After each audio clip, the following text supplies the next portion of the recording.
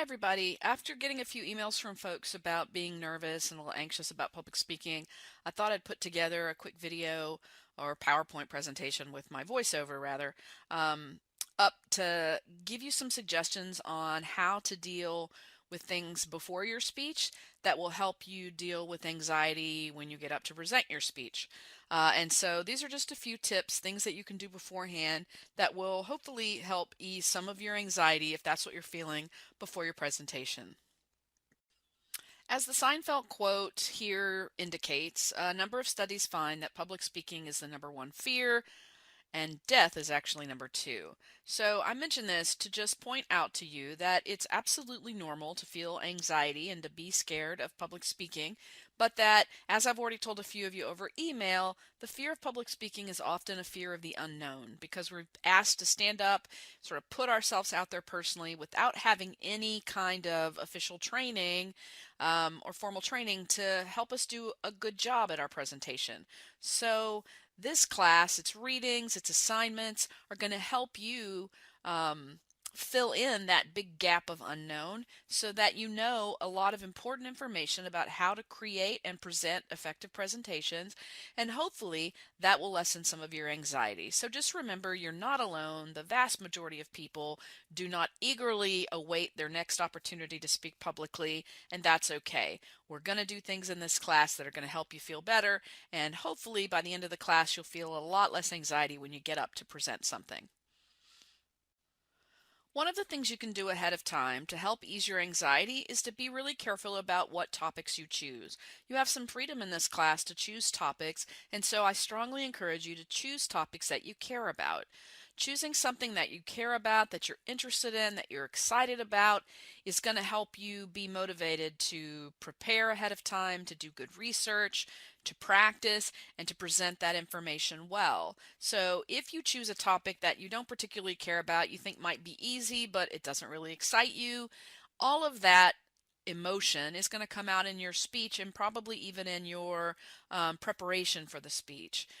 You're not going to be as motivated to work on the research. You're not going to be as interested in putting together a great presentation or even practicing it or delivering it. We'll see and hear in your voice that you're not that excited about your speech. If you, though, choose a topic that you're interested in, research and practice and presentation become a lot more enjoyable. You're sharing something with us that you find interesting and exciting, and that naturally helps take some of that anxiety you feel as you get ready to present and turns it into something positive, which is excitement about getting to share information about something that you care about. So please choose your topics carefully and choose topics that are going to make your job easier instead of harder for the course.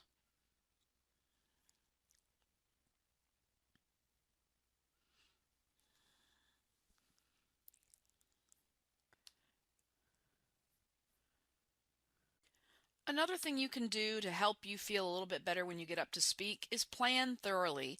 You have a lot going on in your life, I have no doubt.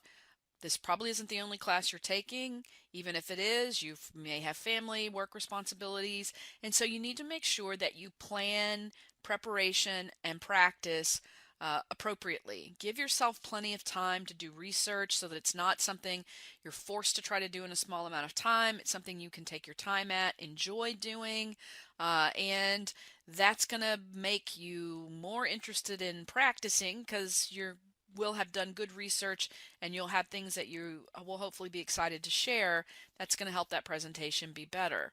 So make sure that you get a calendar, you put on that calendar when these speeches are happening. Going to back up and say, okay, my speech is due this day. I need 3 days to practice. And so how many days before that do I need to research and start working on constructing the speech? Give yourself plenty of time to do those things, and that's going to make your presentation a lot better. You're going to feel better about your presentation. You will have given yourself time to let the information you're presenting soak in so that you actually know it and you're just talking to us about it instead of trying to memorize it or trying to get in remember as many facts as you can. So give yourself plenty of time so that you can do effective research, effective construction, and effective practice for that presentation. So even though it may be counterintuitive, you definitely don't want to memorize your speech. I know that for some people, that's sort of the go-to when you're scared about speaking. I'll just memorize it. Actually, your anxiety levels are probably going to be higher when you get up to present a presentation if you've tried to memorize it.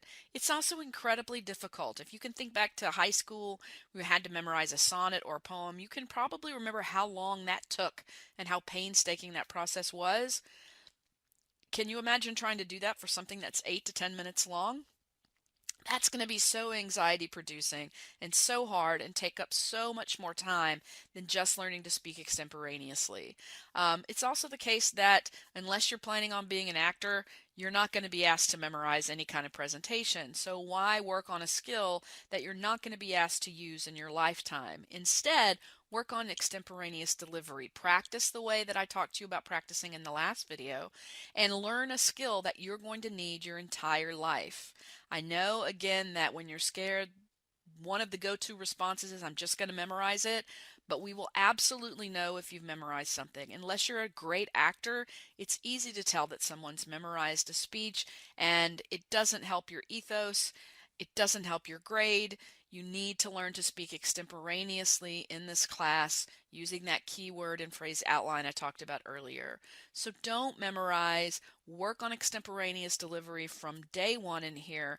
And I promise you, if you'll trust yourself to learn how to do that, hills and valleys and all, that at the end of the semester, you're going to feel better about speaking and you're going to feel better about giving extemporaneous presentations. So preparing yourself thoroughly is about practice. And I've already talked about this in the last little video when I talked about how to prepare and practice giving an extemporaneous speech. If you don't give yourself enough time to practice, you don't give yourself time to memorize the order of your ideas, and you don't give yourself time to learn the information so that you come across as someone who knows what they're talking about instead of someone who's just trying to spill out as much information as they can in a presentation. So plan and prepare yourself thoroughly. Give yourself 3 days at least of practice before you try to film and upload your speech. I think that your anxiety is going to be a lot less if you've given yourself plenty of time to practice. You're going to feel better about what you're doing. You're going to feel more confident in your ability to know that information and to communicate it to us. And that's going to help that anxiety level when you get up to record that speech. So one of the ways that you can help with anxiety in your speech is knowing your introduction well. And that makes sense. If you start well, you're going to build confidence up for the rest of your presentation. If you don't know your introduction, you don't start well, you don't present it with confidence, you're going to hurt your confidence level for the rest of the speech, and anxiety could get worse. So make sure that you're familiar with that introduction, you can deliver it well, and that will give you confidence to continue in that same vein for the rest of your presentation. If you don't, you're going to stumble in the introduction and possibly set yourself up to stumble even more as you continue your presentation. So knowing that introduction will probably help you in terms of your anxiety because you're going to start great, and then starting great is going to help you finish great. One of the other things you can do before you get ready to give a presentation is verify any equipment or materials that you're going to need to use before the speech. In this class, that's not really much of a concern. It's really more of a concern when you are asked to give a presentation outside of the classroom to a community organization at work or something along those lines. If you know what kind of materials you're going to need to have for the speech, and you've planned accordingly to have those materials, and then you've planned a backup plan for those materials in case something goes wrong, you're going to feel a lot better. So for instance, maybe you have a PowerPoint presentation that includes graphs and charts and things of that nature, and in the middle of your presentation, the bulb in the projector dies. If you don't have a way to back yourself up, that's going to cause concern, make it difficult to get your information across. So what you can do is you can make a few copies of your PowerPoint presentation, or make copies for all the audience to have beside you just in case. That way, if something happens with that PowerPoint presentation, it fails to open, the projector's messed up, you have something you can hand out and your audience can look at it as you talk them through it. If you have those kinds of backup plans in place, you're not going to feel as anxious because if something were to go wrong, you've already got a plan for how to work around it. You also want to make sure that you don't plan so much of any presentation around media that if something happens, the internet doesn't connect, you don't have a video you wanted to show, that you can't keep doing your speech. You want to make sure that you don't create something that is you're incapable of completing if something is to go wrong. So thinking about the materials that you're going to use and that you're going to need in your speech beforehand and doing everything you can to back yourself up in case something goes wrong there is going to help you feel less anxious because you're not going to have to worry about, oh my gosh, what's going to happen if the PowerPoint slides fail in some way. Similarly, you're also going to want to try to know, to the extent that you can, where it is that you're speaking. It's important to know, are you going to have a microphone? Are you going to need a microphone? Are the tables that you can move? Can you move chairs? If you're planning on doing some sort of icebreaker or group activity and you can't get people into groups and you didn't think about that beforehand, that's going to cause you anxiety. So if you can, find out what the room is going to look like that you're speaking in. Is it small? Is it big? What are you going to need? Are you going to have a microphone or not? If you can take care of those things and know about the situation that you're going to speak in, literally the situation, the room, then that's going to help relieve some of your anxiety because you already know what the space looks like and what you need to do to make that space work the best that you can make it work for your presentation. So I've been teaching public speaking since 1992, and in all of those years, I've only ever had one student pass out while presenting. That student was at Penn State Berks, fell backwards, hit his head against the chalk tray, the metal chalk tray of the um, chalkboard, and thankfully was only knocked out for a minute or so. He didn't hurt himself severely. When he came to and we were able to talk a little bit, I asked him what did he think had happened? Was he not feeling well beforehand? What did he think happened? Well, his parents had come to campus the night before. They'd had an early dinner at 5 or 5:30, and he hadn't eaten anything since then, and this was a 3:05, 3:30 class, something like that.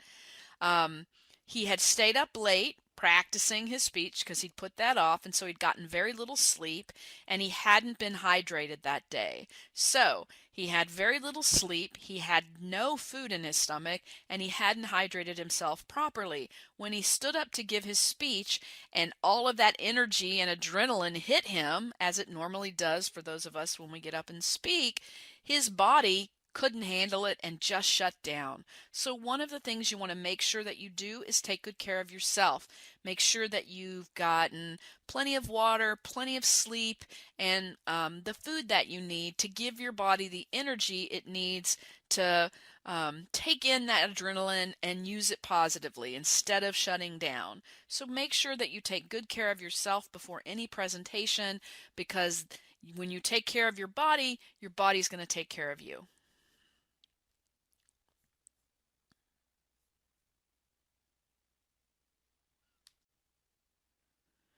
One of the things that students often do when I call their name is run up to the lectern, set their notes down, and immediately start going into the speech.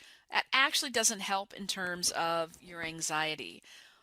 When you get ready to present your speech, walk in front of the camera, set your stuff down, and take a deep breath before starting. That's okay. You don't have to immediately launch into your presentation.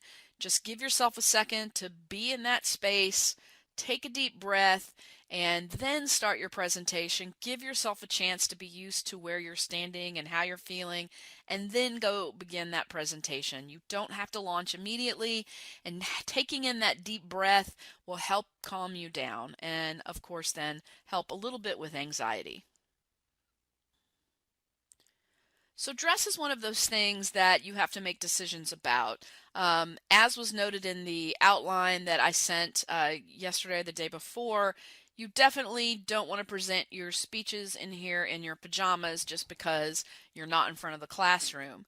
But you don't have to dress to the nines either. You don't need to wear a suit or a dress, anything like that. What we do know from research is that when you feel good about yourself, you tend to perform better. So I always tell my students maybe it feels great to roll out of bed and wear your sweats and just put a hat on your head to go take your exams. You actually might perform better if you get up, take a shower, brush your teeth, do your hair, put on clothes, tuck in a shirt. When you feel good about how you look, you feel good about yourself, you have confidence, and that confidence can translate into your performance in exams or on speeches. So I encourage you to definitely dress in a way that makes you feel good about yourself, and that's appropriate for a general audience. You don't have to. That's up to you. You can wear just jeans and a t-shirt if you'd like, but it probably will help your anxiety levels a little bit if you will dress in a way that makes you feel good about yourself.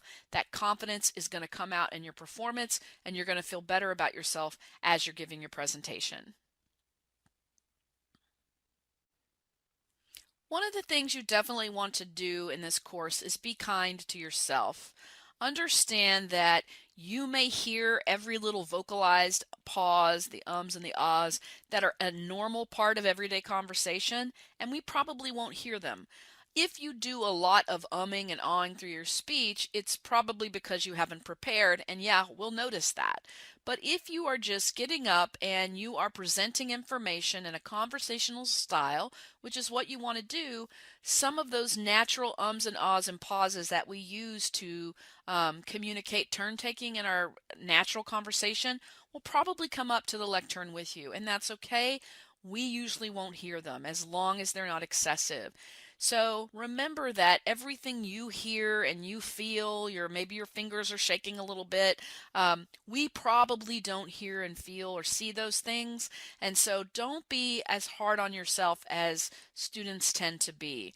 I'll let you know in your evaluations if there are things you need to work on, if there are too many ums and ahs, something like that. But be kind to yourself. Recognize that you're learning how to speak and that you're going to stumble a little bit, and that's okay. It's expected. Practice so that you minimize that stumbling, but that's how you learn to do things, is getting up there, and sometimes getting up there and learning means making mistakes. Don't focus on them. Understand it's part of the process and keep moving.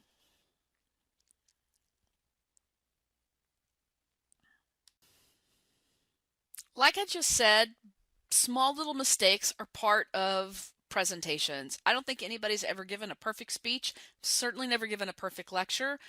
It's just part of human communication that sometimes you stumble, you may flub a word up a little bit, you may forget something for a second, a word doesn't come right to you like you want it to. That's not a big deal. What you don't want to do is point that out to us. You don't want to say, oh my gosh, I'm so nervous. You don't want to say, oh my gosh, I'm sorry I messed that up. Let me go again. Don't point out your mistakes. Again, humans and communication isn't perfection. It's just not.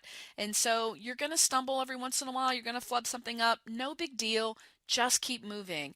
We probably won't even recognize it unless it's something huge, huge, huge, and you've stopped for 2 minutes. We're probably not going to recognize it. It's not going to be that big of a deal, so don't call our attention to it. You also hurt your ethos when you talk about being nervous. You don't need to tell anybody that. First of all, they probably already know because pretty much everyone's a little bit nervous when we speak, but you don't need to point it out to anybody. Just keep moving. Understand that if you don't point it out, people probably won't remember it. So that's it. I hope that some of these strategies will be things that will help you relieve your anxiety. It's definitely the case that the more you can think about and deal with before you get up and give your presentation, the better that presentation is going to be and the less anxious you are going to be about it. The things that you can control about your presentation, how much practice, how much research, what room you're in, what technology you need. The more of those things you can control that you do control, the less anxiety you're going to feel, because there's just not going to be so many question marks as you get up to give your presentation, because you've thought about these things, you've prepared for these things, and you can deal with anything that comes up. So think about these things as you're going through the course, use these strategies, and I think they're going to help lessen your anxiety level a little bit in the class, and probably as you go on through the class and you do more of these presentations, that anxiety will lessen a little bit as you go along. At the end of the semester, probably nobody's still going to feel 100% great about getting up and giving a speech. We're all still going to feel some anxiety. That's just normal. But you can do things to lessen that anxiety, and I hope you'll do some of these things as you get ready to prepare for your speeches. So that's it. Have a great day, and as always, please email me if you have any questions.